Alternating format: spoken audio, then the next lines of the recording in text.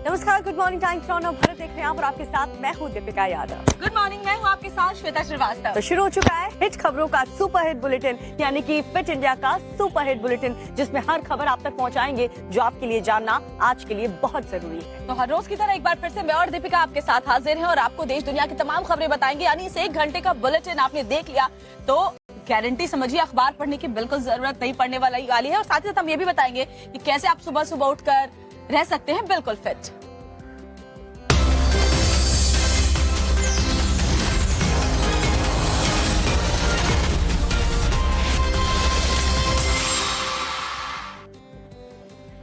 अप्रैल का महीना खत्म होने वाला है दीपिका। इस वक्त तो हर साल बहुत गर्मी आती है, लेकिन इस बार ऐसा लगता है कि मौसम का मिजाज समझना ना मुश्किल ही नहीं नामुमकिन है, क्योंकि अभी भी बूंदाबांदी, धूल भरी हवाएं, दिल्ली में आगे भी बारिश के आसार है। जी हाँ, ये बदलता मौसम कुछ कह नहीं सकते कि कब कहां पर क्या हो जाए। देवभूमि का हाल देख लीजिए, चारधाम यात्रा शुरू हुए 4 दिन भी नहीं हुए कि मौसम इतना बिगड़ गया कि इस केदारनाथ की यात्रा को रोकना पड़ा। पूरी खबर और अभी के हालात इस रिपोर्ट में देखिए।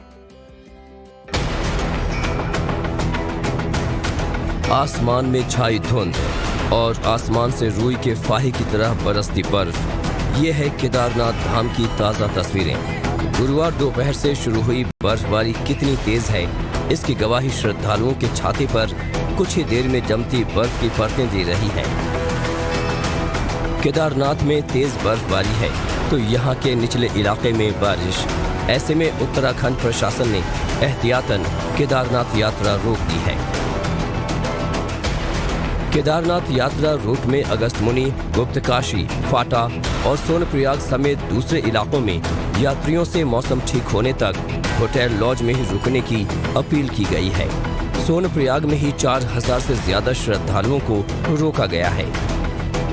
गुरुवार को सोनप्रयाग से 14000 से ज्यादा श्रद्धालुओं को केदारनाथ रवाना किया गया था, जिसमें 7000 श्रद्धालु बर्फबारी तेज होने से पहले केदारनाथ पहुंच चुके हैं, जबकि बाकी 7000 श्रद्धालु गौरीकुंड, जंगलचट्टी, भीमबली, लिंचोली तक पहुंच पाए हैं। अगली सूचना तक उन्हें रुकने को कहा गया है।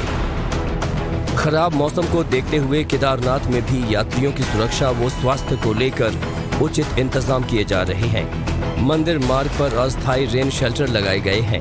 उत्तराखंड सरकार की ओर से कहा गया है कि 4 धाम यात्रा का प्लान बना रहे लोग मौसम के पूर्वानुमान की जानकारी जरूर लें।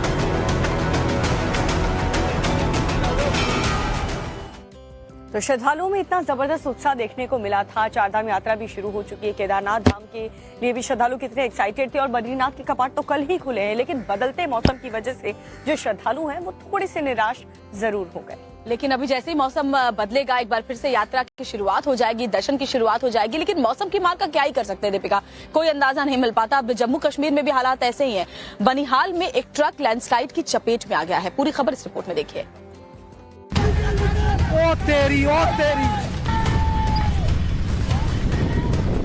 तस्वीरें डराने वाली और बेहद खौफनाक हैं। ट्रक ड्राइवर किसी अनहोनी से बिल्कुल अनजान रहा। उसे नहीं पता था कि आगे उसके साथ क्या होने वाला है। तस्वीरें जम्मू कश्मीर के बनिहाल के पास रत्नाबाद की हैं, जब लैंडस्लाइड ने घाटी की ओर जा रहे ट्रक को अपनी चपेट में ले लिया और ट्रक खाई में जा गिरा। इस घटना के बाद इलाके में कोहराम मच गया। लोगों के बीच चीख पुकार मच गई। गनीमत ये रही कि इस घटना में ट्रक ड्राइवर और क्लीनर की जान बच गई। फिलहाल मौके पर राहत और बचाव कार्य जारी है।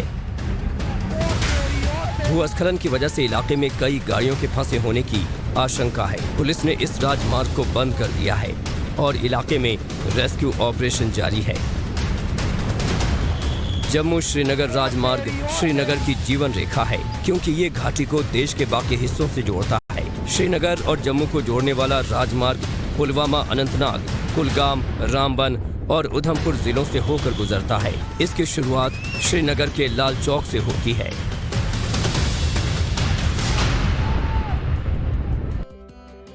और जम्मू श्रीनगर हाईवे को श्रीनगर की लाइफ लाइन कहा जाता है, जो पूरी कनेक्टिविटी है दीपिका, क्योंकि ऐसा मौसम का वहाँ मिजाज होता है जिसका अंदाजा लगाना मुश्किल होता है। तो जो चीजों की सप्लाई होती है वो इस पर काफी डिपेंड करती है। लेकिन लैंडस्लाइड की वजह से वहाँ पर लोग बेहद परेशान है और खौफजदा भी है। पहाड़ों पर तो देखिए मौसम की वजह से लोग खौफ में रह रहे हैं, लेकिन बिहार की बात करें तो वहाँ पर बदमाश बड़े बेखौफ हैं। अभी फिलहाल वहाँ पर क्या हालात हैं दिखाते हैं आपको पूरी खबर। बिहार में बेलगाम अपराध और जंगल राज की ये 3 तस्वीरें देखिए। ये तस्वीरें कटिहार और राजधानी पटना की हैं। आलम यह है कि जनता तो छोड़िए, सत्ताधारी पक्ष के नेता तक सुरक्षित नहीं है। कटिहार में जेडीयू के पुराने नेता कैलाश महतो की दनादन गोलियां बरसाकर हत्या कर दी गई। कटिहार के बरारी थाना इलाके में कृषि फार्म चौक के पास मोटरसाइकिल सवार बदमाशों ने वारदात को अंजाम दिया। स्थानीय सूत्रों के मुताबिक वारदात के आरोपी पड़ोस के 2 युवक हैं। इतना बड़ा अप्रिय घटना, दिन दहाड़े गुंडागर्दी यहाँ पर इतना बढ़ा हुआ है कि ऐसे समय में बाकी हम आए दिनों ये गोली चलते रहती है जी बरारी में बराबर ये गोली कांड आज हम लोग 1 साल से देख रहे हैं। कभी यहाँ गोली चला कर पेट में लगा है। राजधानी पटना में भी बेखौफ बदमाशों ने हत्या की 2 वारदातों को अंजाम दिया। पटना के दानापुर के विजयनगर में एक व्यक्ति को अपराधियों ने घर से बुलाकर गोली मारकर हत्या कर दी। रंजन सिंह नाम के शख्स के सिर में गोली मारी गई, जिससे मौके पर ही उसकी मौत हो गई। दूसरी वारदात भी पटना के रूपसपुर इलाके की है, जहां हरिदास नगर में दिन दहाड़े युवक की बीच सड़क पर गोली मारकर हत्या कर दी गई। कार सवार युवक को अपराधियों ने गोली मार दी। युवक की घटनास्थल पर ही मौत हो गई। तो बिहार में अपराधी देखिए बहुत ही बेखौफ घूम रहे हैं। वहां पर ना आम जनता सुरक्षित महसूस कर रही है और ना ही वहां के अधिकारी खुद को महसूस कर रहे हैं कि वो भी सुरक्षित हैं, क्योंकि माफियाओं का इतना ज्यादा आतंक बिहार में देखने को मिल रहा है। और जिस तरीके की घटनाएं आए दिन बिहार में बढ़ रही हैं, घट रही हैं, उससे सुशासन की पोल तो खुलती हुई नजर आ रही है। और बिहार में ही नहीं, राजस्थान में भी ऐसे ही हालत बनाए हुए हैं। यहाँ पे हिस्ट्री शीटर जो हैं वो भी डर नहीं रहे। और पुलिसकर्मियों की तो हालत ये है कि वहाँ अपराधी इतने बेखौफ है, इतना दुस्साहस है उनमें कि उन्होंने 6 पुलिसकर्मियों को ही पीटकर जख्मी कर दिया है। पूरी रिपोर्ट में देखिए खबर। राजस्थान में अपराधी इस कदर बेखौफ हैं कि पुलिसकर्मियों पर फायरिंग से भी नहीं चूक रहे। ये तस्वीरें उदयपुर की हैं, जहां हिस्ट्री शीटर को पकड़ने गई मांडवा पुलिस पर रणिया गैंग के सदस्यों ने हमला कर दिया। बदमाशों के हमले से मांडवा थाना प्रभारी उत्तम सिंह समेत 6 पुलिसकर्मी घायल हुए हैं। सभी को उदयपुर के एमबी हॉस्पिटल में भर्ती कराया गया है। घटना गुरुवार देर रात की है। पुलिस को हिस्ट्री शीटर रणिया के घर आने की खबर मिली थी, जिसके बाद थाना अध्यक्ष उत्तम सिंह टीम के साथ उसे पकड़ने के लिए पहुंचे थे, लेकिन ग्रामीणों ने पुलिस को बातों में उलझाकर घेर लिया। इसी बीच बदमाशों ने पुलिस पर ताबड़तोड़ फायरिंग कर दी और फरार हो गए। पुलिस पर बदमाशों के हमले से इलाके में सनसनी फैली हुई है। फायरिंग में थाना अध्यक्ष उत्तम सिंह के अलावा एसआई सूरजमल को भी गोली लगी है। वारदात की जानकारी मिलने पर उदयपुर रेंज के आईजी अजय पाल लांबा भी मौके पर पहुंचे। फिलहाल पुलिस की कई टीमें हिस्ट्री शीटर और उसके साथियों की तलाश में जुटी है, लेकिन पुलिस टीम पर बदमाशों के हमले ने कानून व्यवस्था पर चौतरफा सवाल खड़े कर दिए हैं।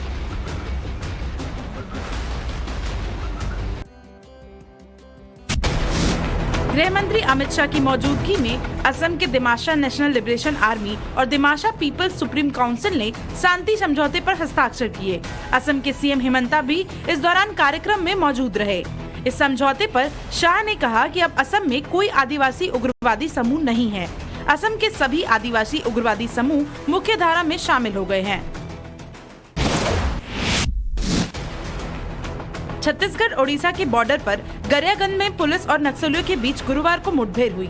इस दौरान पुलिस को बड़ी सफलता मिली है। पुलिस ने नक्सलियों को खदेड़ दिया। जिस वक्त दंतेवाड़ा में नक्सलियों ने पुलिस पर हमला किया था, उस वक्त रायगढ़ पुलिस और नक्सलियों के बीच मुठभेड़ हुई थी। दंतेवाड़ा में नक्सली हमले में 10 जवान शहीद हुए थे। बॉलीवुड जिया खान के सुसाइड केस में आज बड़ा फैसला आ सकता है। 10 साल पुराने मामले में सीबीआई की विशेष अदालत अंतिम फैसला सुना सकती है। जिया के कथित बॉयफ्रेंड और एक्टर सूरज पंचौली पर उसे उकसाने और सुसाइड के लिए मजबूर करने का आरोप लगा था। जिया की मां ने लंबी कानूनी लड़ाई लड़ी है। अब सभी की नजरें आज के कोर्ट के फैसले पर टिकी है। नई शराब नीति घोटाले में दिल्ली के पूर्व डिप्टी सीएम मनीष सिसोदिया को बड़ा झटका लगा है। राउज एवेन्यू कोर्ट ने सिसोदिया की न्यायिक हिरासत 12 मई तक बढ़ा दी है। सिसोदिया ने कोर्ट में एक डिफॉल्टेड बेल याचिका दाखिल की है, जिस पर 4 मई को सुनवाई होगी। वहीं ईडी मामले में उनकी जमानत पर कोर्ट आज फैसला सुनाएगा।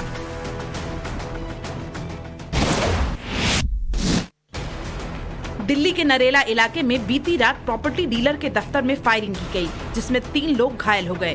घटना लामपुर गांव के पास की है। बताया जा रहा है कि बाइक पर आए 3 बदमाशों ने प्रॉपर्टी डीलर के ऑफिस में फायरिंग की। हमलावर कौन थे और प्रॉपर्टी डीलर से उनकी रंजिश क्या थी, ये अभी साफ नहीं है। मौके पर पहुंची पुलिस ने वारदात की जांच शुरू कर दी है। तो दिल्ली के पूर्व डिप्टी सीएम मनीष सिसोदिया की मुश्किलें कम होने का नाम नहीं ले रही है। देखिए 2 महीनों से वो सलाखों के पीछे हैं और अभी भी राहत नहीं मिल रही है। और इधर दीपिका, ऑपरेशन शीश महल के बाद तो दिल्ली के सीएम अरविंद केजरीवाल की मुश्किलों में भी जबरदस्त इजाफा हो गया है। बिल्कुल, और साफ तौर पर नजर भी आ रहा है क्योंकि रेनोवेशन में 45 करोड़ खर्च करने वाले कट्टर ईमानदार नेता चुप्पी साधे हुए हैं। अभी फिलहाल Sheesh Mahal part 2, part 1, part 3 से क्या क्या खुलासे हुए इस रिपोर्ट में देखिए।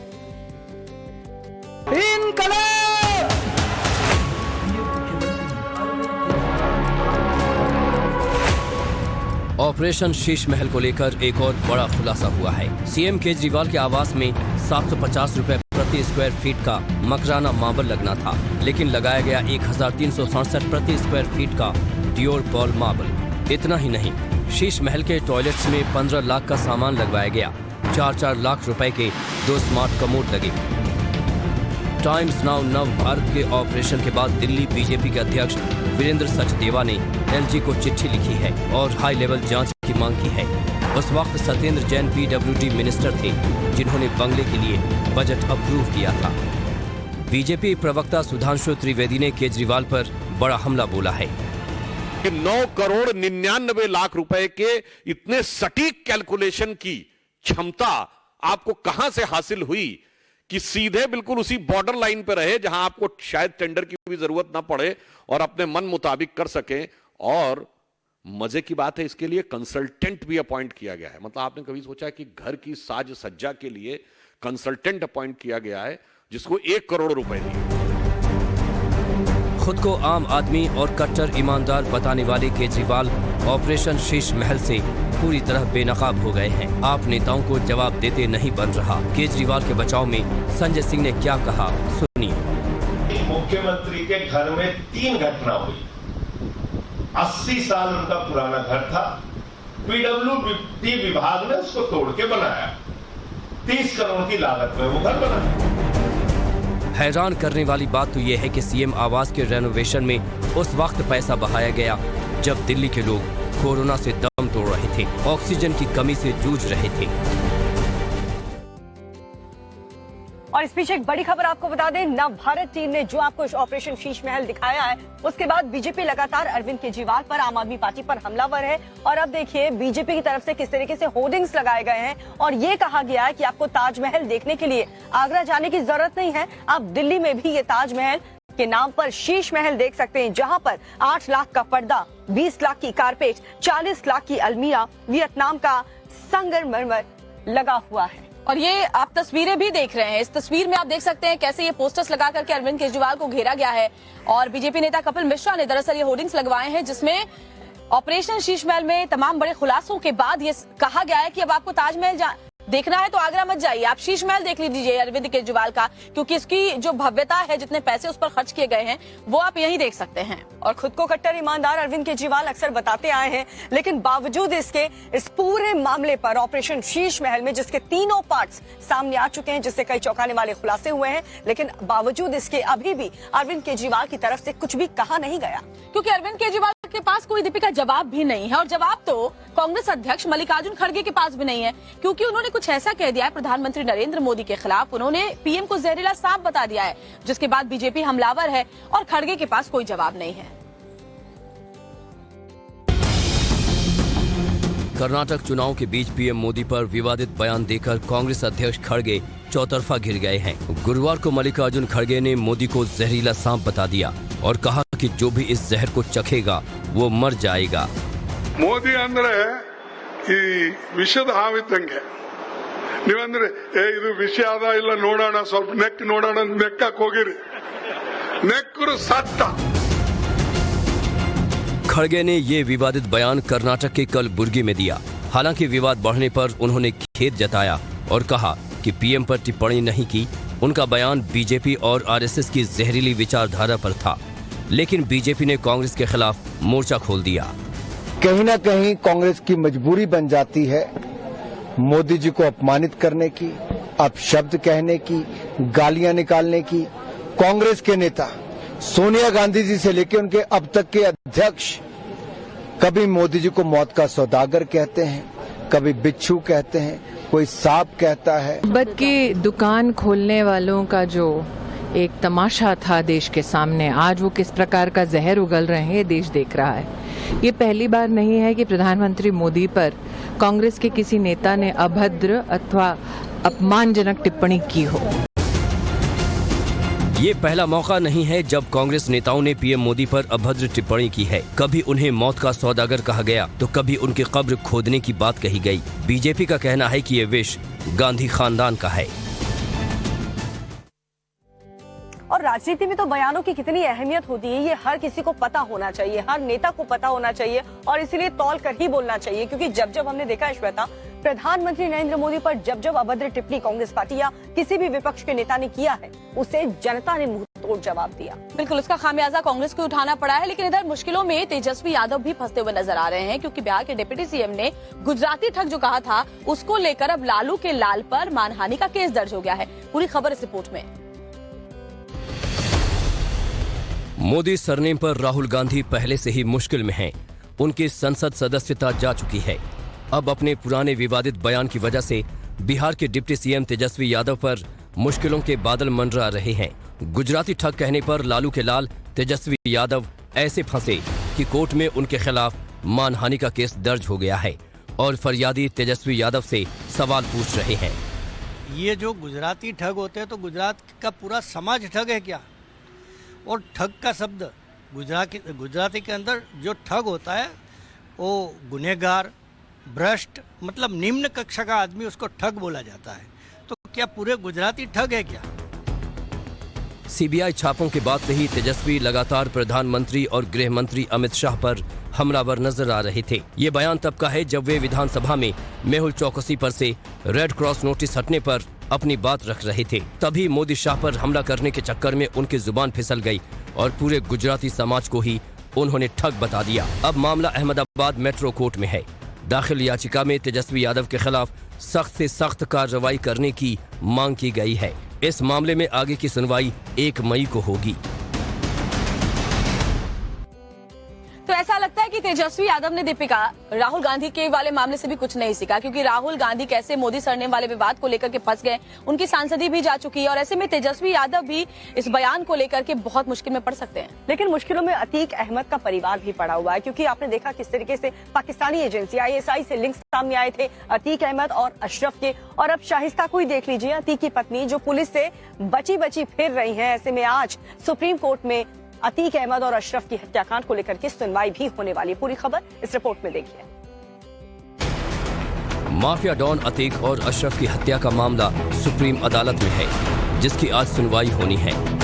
याचिका में हाई लेवल जांच की मांग की गई है। दूसरी तरफ यूपी सरकार की तरफ से सुप्रीम कोर्ट में कैविएट दाखिल की गई है, जिसमें कहा गया है कि इस मामले में उसका पक्ष सुने बगैर कोर्ट कोई आदेश पारित न करे।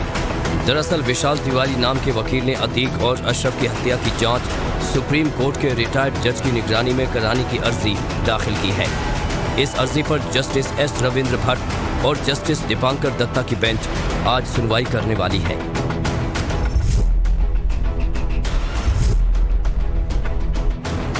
जी हां, अतीक और अशरफ के पाकिस्तानी ISI से लिंक थे।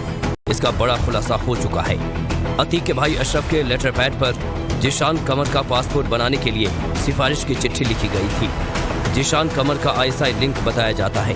अब पुलिस अतीक और अशरफ के तमाम सिफारिश पत्रों को खंगालने के कवायद में जुटी है, ताकि ये पता चल सके कि माफिया ब्रदर्स ने कितने युवाओं को ISI की ट्रेनिंग के लिए प्रयागराज से भेजा था। तो अतीक अहमद के गुर्गों को तो योगी सरकार ने मिट्टी में मिलाने का काम कर दिया है, लेकिन उमेश पाल हत्याकांड से जुड़े जिसमें 2 आरोपी शामिल थे, उन्हें अभी पुलिस ढूंढ रही है, जिसमें सबसे बड़ा नाम गुड्डू मुस्लिम है। और गुड्डू मुस्लिम जो सबसे बड़ा बमबाज बनकर सामने आया, तो गुड्डू मुस्लिम आखिर गुड्डू मुस्लिम बना कैसे? वो तो लखनऊ यूनिवर्सिटी पढ़ने आया था। चलिए आपको एक रिपोर्ट के जरिए इस बमबाज गुड्डू मुस्लिम की क्राइम कुंडली दिखा देते हैं।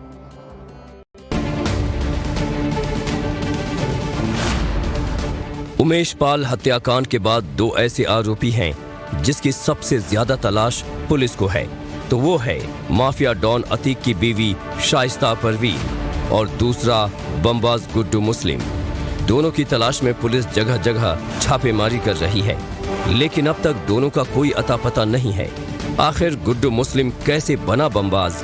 कहानी 1995 की है, जब गुड्डू मुस्लिम लखनऊ यूनिवर्सिटी में पढ़ने आया था और उसकी हकीकत पूर्व IPS ऑफिसर राकेश पांडे से बेहतर कोई नहीं जानता। अपराध में बमबाजी जो है वो लखनऊ के लिए बिल्कुल नई चीज थी। कभी यहाँ अपराध में उसके पहले भी नहीं और उसके बाद भी अपराध में बम का प्रयोग लखनऊ में नहीं किया जाता। तो गुड्डू मुस्लिम ने ही लखनऊ में बमबाजी की, बमबाजी की प्रथा का आरंभ किया, वो भी कैंपस से। जी सही सुना आपने, यही वो शख्स है जिसने लखनऊ यूनिवर्सिटी में बमबाजी की शुरुआत की और कॉलेज कैंपस में अपना दबदबा बना लिया। इतना ही नहीं, हाथ से बारूद तौलकर गुड्डू मुस्लिम 5 मिनट में बम बनाने में माहिर है। गुड्डू मुस्लिम जेब में बम लेकर घूमता है। बीते 20 सालों से गुड्डू मुस्लिम अतीक अहमद के लिए काम कर रहा था, लेकिन इसके साथ ही वो हर माफिया के संपर्क में था। 16 साल की उम्र से अपराध की दुनिया में कदम रखने वाला गुड्डू मुस्लिम आज उत्तर प्रदेश पुलिस के लिए बड़ी चुनौती बना हुआ है। तो गुड्डू मुस्लिम और शाइस्ता परवीन की तलाश सरगर्मी से की जा रही है। देश की खबरें तो लगातार हम दीपिका दिखाई रहे हैं। आगे क्या? आगे दुनिया की खबरें हम आपको दिखाएंगे, जहां पर अमेरिका से लेकर के इटली तक कुदरत ने कहर बरपा रखा है। और वहीं रूस की बात करें तो भीषण अग्निकांड वहां पर हुआ है। यानी कि दुनिया में क्या कुछ चल रहा है, दुनिया की खबरें भी आपको दिखाएंगे 2 मिनट में।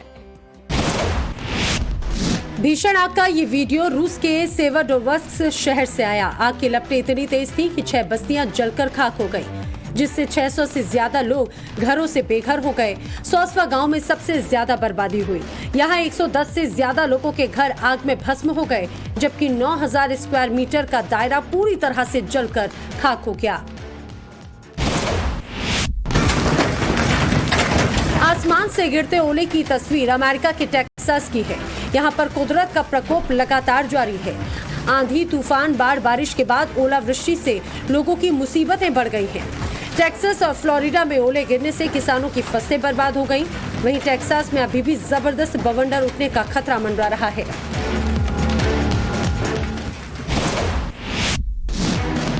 वीडियो देखकर लग रहा होगा कि अमेरिकी राष्ट्रपति बाइडेन के सामने कोई सिंगर परफॉर्मेंस दे रहा है, लेकिन ऐसा हरगिज नहीं है।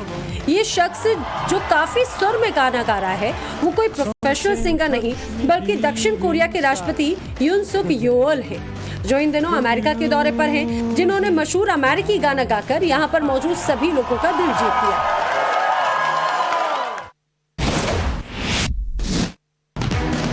क्लाइमेट चेंज का दुनिया पर कितना असर पड़ रहा है, ये तस्वीर इसकी गवाही दे रही है। नदी का पानी सूख गया है, जमीन बाहर आ गई है। बोरेटो ब्रिज के नीचे डॉक के चारों तरफ सिर्फ रेत ही रेत बची है। 196 फीट लंबा क्रूज अब कबाड़ की तरह खड़ा है। वीडियो इटली से आया और ये हाल इटली की सबसे बड़ी नदी का हुआ, जो सूख गई है।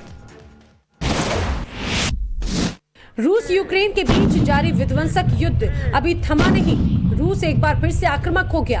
महाविनाश की तस्वीरें यूक्रेन के शहर माइकोलाइव से सामने आई। दावा किया जा रहा है कि रूस ने यह हमला काला सागर से किया और माइकोलाइव पर एक के बाद एक 4 कैलिबर मिसाइल दाग यूक्रेन को दहला दिया। इस हमले में एक शख्स की मौत हो गई, जबकि 23 लोग घायल बताए जा रहे हैं। और फिट इंडिया में आगे बढ़ते हैं, बात करते हैं बिहार की राजनीति की, जहां पर सरगर्मी काफी तेज हो चुकी है, क्योंकि पूर्व सांसद और बाहुबली नेता आनंद मोहन की जेल से जब से रिहाई हुई है, बिहार की जो राजनीति है वो काफी गर्म हो चुकी है। राजनीति गर्म है क्योंकि बीजेपी हमलावर है और नीतीश कुमार पर भी सवाल उठ रहे हैं। लेकिन रिहाई के जश्न से दूर आनंद मोहन पटना क्यों पहुंचे हैं, वो आपको इस रिपोर्ट में दिखा देते हैं।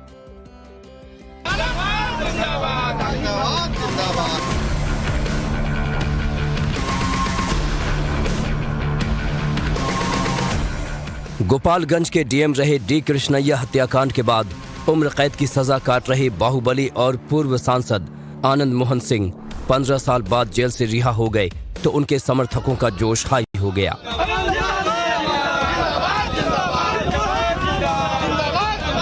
जेल से बाहर निकलने के बाद उनके स्वागत के लिए भव्य तैयारी की गई। सहरसा की सड़कों पर उनके समर्थकों की गाड़ियों का काफिला निकला तो घर पर भी उनके स्वागत की तैयारी होती रही।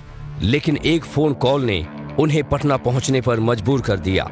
आनंद मोहन छुपते छुपाते रहे तो मीडिया उनका पीछा करती रही और पूरे दिन आनंद मोहन मीडिया से जैसे आंख मिचौली खेलते रहे।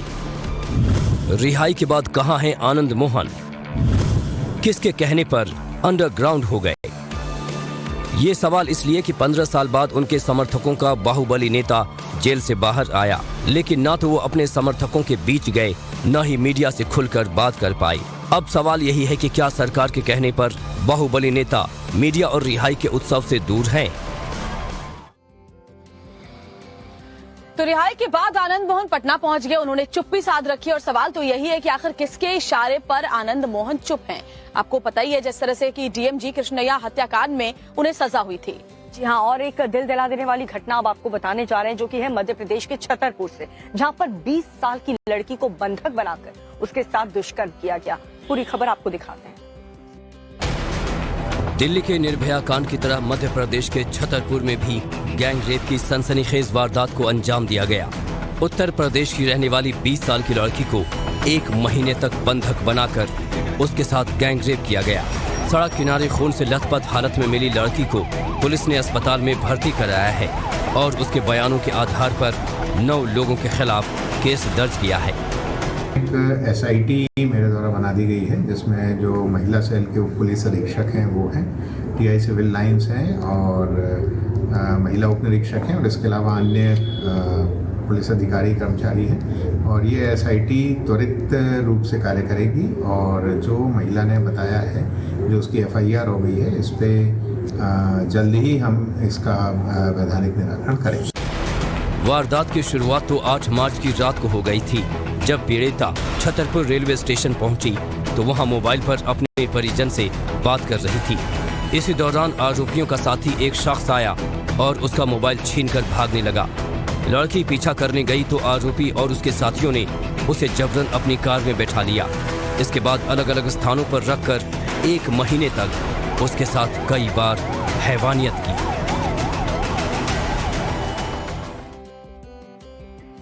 बात करेंगे दिल्ली में जारी रेसलर के घमासान की, जो प्रदर्शन कर रहे हैं, जिसको लेकर के अब कई तरीके के सवाल खड़े हो रहे हैं। दरअसल PT उषा ने जो खिलाड़ियों का प्रोटेस्ट है उसको अनुशासनहीनता बताया, जिसके बाद खिलाड़ियों का गुस्सा और ज्यादा भड़क गया। इस मामले पर आज सुप्रीम कोर्ट में सुनवाई भी होनी है। पूरा अपडेट देखिए इस रिपोर्ट में।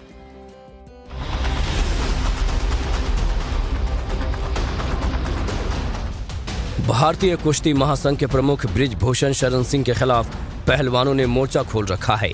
विनेश फोगाट और साक्षी मलिक समेत 7 महिला पहलवानों ने बृजभूषण सिंह के खिलाफ मुकदमा दर्ज करने की मांग को लेकर सुप्रीम कोर्ट में याचिका दायर की है, जिस पर कोर्ट आज सुनवाई करेगा। कि एक महिला खिलाड़ी ने शोषण का आरोप लगाया है, एक ने तो लगाया है ना, उसकी सजा भी तो होती होगी ना। वो भी तो भारत की बेटी होगी, या 20 लड़कियों का 30 लड़कियों इकट्ठा हो तब भी वो चीजें होंगी। एक पे तो एक्शन करिए आप तो बोल रहे खिलाड़ियों ने कुछ सबूत ही नहीं दिया। रेसलर्स ने 21 अप्रैल को दिल्ली के कनॉट प्लेस थाने में लिखित में शिकायत दी थी। इसके बावजूद WFI के प्रमुख बृजभूषण शरण सिंह के खिलाफ अब तक FIR दर्ज नहीं की गई। सुप्रीम कोर्ट ने दिल्ली पुलिस को नोटिस जारी कर जवाब मांगा है। बचपन से उनको फॉलो करते आए हैं, कहीं ना कहीं उनसे इंस्पायर्ड भी हुए हैं कि उन्होंने देश के लिए इतना अच्छा किया है और हमें उनसे प्रेरणा भी मिली है। लेकिन एक महिला हो के अगर वो ये बात बोल सकते हैं ना, तो मतलब कहाँ डिसिप्लिन कर दिया। हम तो शांति से यहाँ बैठे हैं। गुरुवार को ये सभी फैसले PT उषा की अध्यक्षता में लिए गए। PT उषा ने खिलाड़ियों के विरोध प्रदर्शन को अनुशासनहीनता और निराश करने वाला कदम बताया। उनके बयान से महिला रेसलर्स और ज्यादा नाराज हैं। तो दुख होता है ऐसे, मतलब कोई जब इतना बड़ा खिलाड़ी कोई दूसरे खिलाड़ी का दर्द नहीं समझता है। और बस क्या बोले, देश का दुर्भाग्य ही चल रहा है। ये बहुत ही बड़ा दुर्भाग्य है। भविष्य हमारा अंधकार में चल रहा है। फिलहाल 7 मई को होने वाले कुश्ती महासंघ के चुनाव को स्थगित कर दिया गया है। कुश्ती महासंघ का कामकाज देखने के लिए फिलहाल 2 सदस्यीय एड हॉक कमेटी का गठन किया गया है। आयोग कार्यकारी परिषद के सदस्य भूपेंद्र सिंह बाजवा और संघ की उत्कृष्ट योग्यता वाली खिलाड़ी सुमा थिरूर फिलहाल कुश्ती महासंघ की जिम्मेदारी देखेंगे।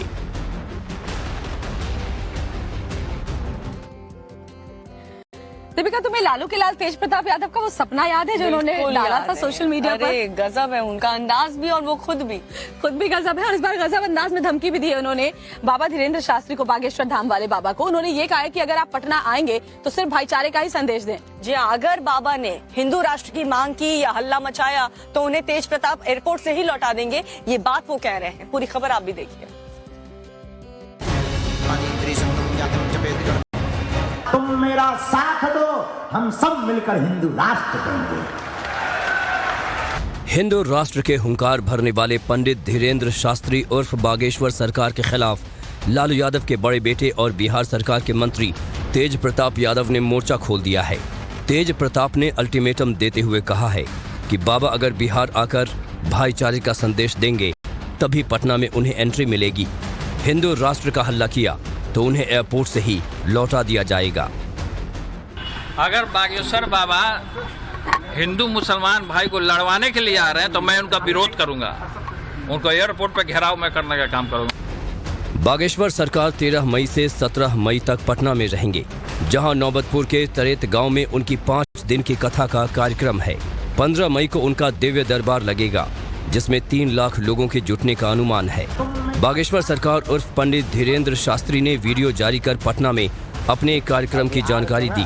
वीडियो में वो भोजपुरी भाषा में कहते सुनाई दे रहे हैं, का बात हो रहा हुआ, सब ठीक बानी, हम बिहार आ रहे हैं। राम सरकार, हम बिहार आ रहे हैं मई में। तेज प्रताप का अल्टीमेटम बता रहा है कि बिहार में भी बागेश्वर बाबा के खिलाफ महाराष्ट्र की तरह हंगामा खड़ा होना तय है। दरअसल बागेश्वर बाबा 13 मई से लेकर के 17 मई तक बिहार में रहने वाले हैं। भव्य कार्यक्रम उनका 5 दिन का होने वाला है। कथा का आयोजन होगा और 5वें दिन यानी कि 15 तारीख को, माफ कीजिएगा, 15 तारीख को भी एक कार्यक्रम रखा गया। लिहाजा हिंदू राष्ट्र वाली बात को लेकर के सियासत काफी गर्म अभी से हो चुकी है। बिल्कुल, तो देखना होगा कि आगे जब वो पटना पहुंचते हैं वहां पर क्या कुछ होता है। लेकिन चलिए आपको कुछ ऐसे अजीबोगरीब वीडियोस भी दिखा देते हैं जहां ऊंची बिल्डिंग से गिरी हुई एक बच्ची की कैसे जान बची। लोग इसे चमत्कार कह रहे हैं। इसके अलावा चलते ऑटो में कैसे शख्स ने टायर को बदल दिया, ये सब कुछ 2 मिनट के हमारे सेगमेंट में। सोशल मीडिया पर वायरल हो रहे इस वीडियो को देख हर कोई हैरान है। वीडियो में देखिए, एक बच्ची 30 फीट ऊंची छत से नीचे गिरी और फिर उठकर खड़ी हुई और चलने लगी। गनीमत रही कि बच्ची बाइक की सीट पर गिरी, सीधे नीचे गिरती तो बच्ची की जान भी जा सकती थी। हादसे का ये पूरा वीडियो सीसीटीवी में कैद हो गया। वीडियो महाराष्ट्र के वाशिम जिले का बताया जा रहा है। सोशल मीडिया पर वीडियो वायरल हो रहा है। वीडियो में नजर आता है एक शख्स ऑटो चला रहा है और इस बीच उसका टायर पंचर हो जाता है, जिसके बाद शख्स टायर ठीक करवाने के लिए गाड़ी रोकता नहीं है बल्कि चलती ऑटो में ही पहले टायर बाहर निकालता है, ऑटो को एक तरफ झुकाकर उसका टायर चेंज कर देता है। शख्स इस दौरान टायर के नट बोल्ट को हवा में ही ढीला करता है और टाइट करता हुआ नजर आता है। इस वीडियो को देखकर हर कोई हैरान है। सांड के सामने एक्शनबाजी करना युवक को भारी पड़ गया। वीडियो में देखिए, एक युवक सांड के सामने खड़े होकर उसे ललकार रहा होता है, तभी सांड युवक पर हमला कर देता है। युवक भागने की कोशिश करता है लेकिन कामयाब नहीं हो पाता। सांड अपने सींग पर फंसाकर युवक को पटक देता है। सांड के हमले का ये वीडियो सोशल मीडिया पर जमकर वायरल हो रहा है। इस वायरल वीडियो को देखिए, दुल्हन घोड़ी पर खड़े होकर दूल्हे के साथ डांस कर रही है। डांस करते करते दुल्हन का बैलेंस अचानक बिगड़ता है और दूल्हे के साथ वो धड़ाम से नीचे गिर जाती है। सोशल मीडिया पर ये वीडियो जमकर वायरल हो रहा है। वीडियो पर यूजर्स फनी कमेंट्स कर रहे हैं, जिन्हें देखने के बाद आप हंसते हंसते लोटपोट हो जाएंगे।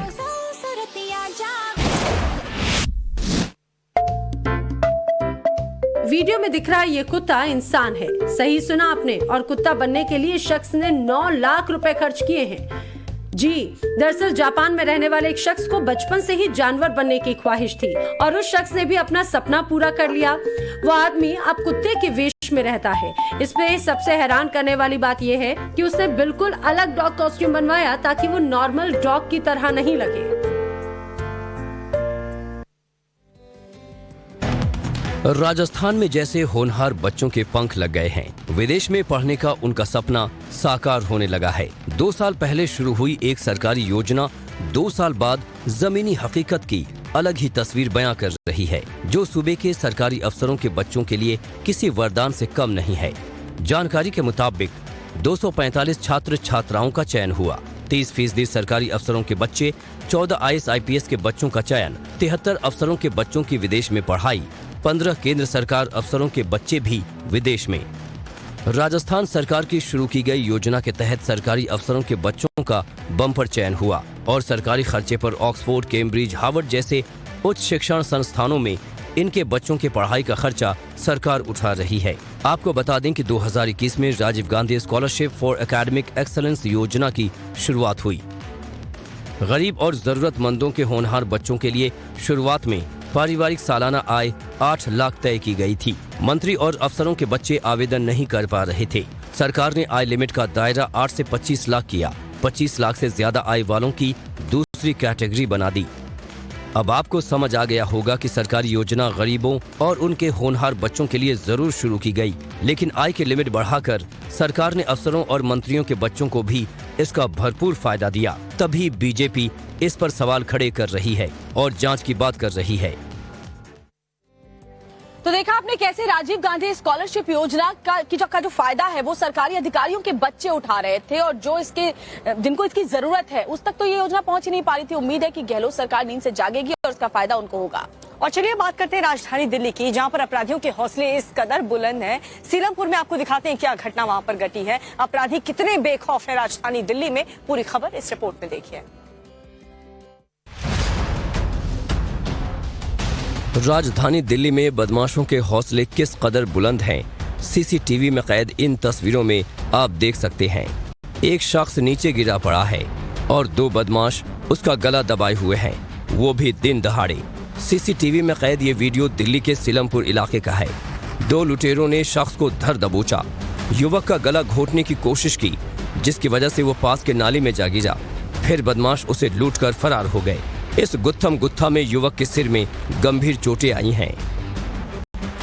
दिल्ली के क्राइम सीन की दूसरी कहानी नरेला इलाके की है, जब एक प्रॉपर्टी डीलर के दफ्तर में गोली चल गई, जिसमें 3 लोग बुरी तरह से जख्मी हो गए। घायलों को पास के अस्पताल में भर्ती करवाया गया है। जानकारी के मुताबिक बाइक पर सवार 3 हमलावरों ने इस वारदात को अंजाम दिया और फरार हो गए। पुलिस मामले की हर एंगल से जांच में जुट गई है। और फिट इंडिया में अब आपको दिखाते हैं फिल्म फेयर अवार्ड 2023 की कुछ खास झलकियां। इस शो को होस्ट किया दबंग सलमान खान ने और साथ ही इस पूरे अवार्ड फंक्शन के दौरान संजय लीला भंसाली की फिल्म गंगूबाई काठियावाड़ी छाई रही। कई कैटेगरीज में अवार्ड मिले हैं इस फिल्म को। दिखाते हैं आपको इस रिपोर्ट के जरिए पूरी खबर। इंडियन सिनेमा के सबसे प्रतिष्ठित फिल्म फेयर अवार्ड्स 2023 की घोषणा हो गई है। गुरुवार को आयोजित 68वें फिल्म फेयर अवार्ड समारोह की मेजबानी सलमान खान ने की। मंच पर उनके साथ आयुष्मान खुराना और मनीष पॉल नजर आए। जियो वर्ल्ड कन्वेंशन सेंटर में आयोजित अवार्ड समारोह में तमाम बॉलीवुड सितारों ने अपने जलवे बिखेरे। फिल्म फेयर में इस बार गंगूबाई काठियावाड़ी और बधाई 2 फिल्मों का बोलबाला रहा। संजय लीला भंसाली की गंगूबाई काठियावाड़ी ने 10 कैटेगरी में अवार्ड जीते, जबकि हर्षवर्धन कुलकर्णी की बधाई 2 ने क्रिटिक्स अवार्ड कैटेगरीज में दबदबा दिखाया और 6 अवार्ड अपने नाम किए। अयान मुखर्जी की ब्रह्मास्त्र पार्ट 1 शिवा ने भी कैटेगरीज में अवार्ड जीते हैं। राजकुमार राव ने बधाई के लिए 2 बेस्ट एक्टर और आलिया भट्ट ने गंगूबाई के लिए बेस्ट एक्ट्रेस का अवार्ड जीता। बेस्ट फिल्म का अवार्ड गंगूबाई काठियावाड़ी और बेस्ट डायरेक्टर का अवार्ड इसी फिल्म के लिए संजय लीला भंसाली ने जीता। दिग्गज एक्टर प्रेम चोपड़ा को लाइफ टाइम अचीवमेंट अवार्ड से सम्मानित किया गया। सिंगर अरिजीत सिंह को ब्रह्मास्त्र के गाने केसरिया के लिए बेस्ट प्लेबैक सिंगर का अवार्ड मिला। अयान मुखर्जी की फिल्म ब्रह्मास्त्र को VFX के लिए भी अवार्ड मिला है।